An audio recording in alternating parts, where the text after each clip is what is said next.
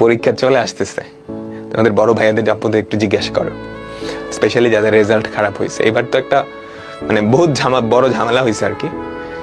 তো যাদের রেজাল্ট একটু খারাপ হয়েছে, যারা মানে কাঙ্ক্ষিত যে ইউনিভার্সিটি সেখানে বসতে পারবে না পরীক্ষা দেওয়ার জন্য, ওদের অবস্থাটা জাস্ট মানে একটু চিন্তা করে দেখো। তোমাদেরও কিন্তু নেক্সট ইয়ারে এই সিচুয়েশনটা আসবে। অনেকে ড্রিম ইউনিভার্সিটি থাকবে, এটা ওটা, এরকম অ্যাক্সিডেন্ট যাতে না হয় যে তুমি পরীক্ষায় বসার মতোই মার্কস তুলতে পারো নাই। সবাই কিন্তু পরীক্ষায় বসতেও পারবে না, বুঝো কিন্তু। অ্যাডমিশন টাইমে তুমি অ্যাডমিশনের প্রিপারেশন নিবা না ওই চিন্তা নিয়ে মাথায় ঘুরপাক খাবে বলো? ওরকম চিন্তা যাতে মানে না হয়, এই জন্য এখন থেকে প্রিপারেশন নাও। এইচএসসি পরীক্ষাটা খুব ভালো করে দাও, তারপর অ্যাডমিশন টাইম অ্যাডমিশন প্রিপারেশন তোমায়। আর একাডেমিকে যা যা পড়াইতেছি অ্যাডমিশন আসলে এর বাইরে কিছু নাই।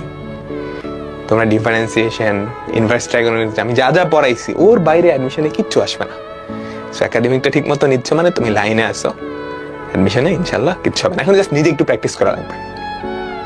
ক্লাসে যা দরকার আমি তার থেকে বেশি পড়াই দিছি, নিজের একটু প্র্যাকটিস লাগবে, নিজের একটু প্র্যাকটিস লাগবে। তো আল্লাহ হাফেজ।